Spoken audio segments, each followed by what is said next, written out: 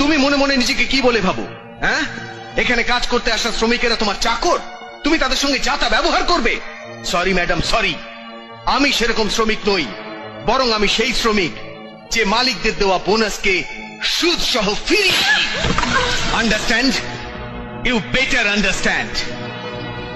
হ্যাঁ, তুমি ইচ্ছে করলে আমায় চাকরি থেকে ডিসমিস করতে পারো, কিন্তু সব কর্মচারীর সামনে তার কারণ জানাতে হবে।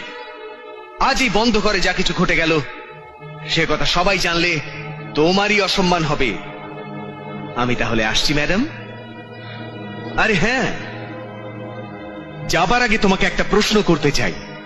সেদিন তোমার গাড়িতে ছুঁয়েছিলাম বলে তুমি গাড়িতে আগুন লাগিয়েছিলে। আজ আমি তোমাকে ছুঁয়েছি, এবার তুমি কি করবে?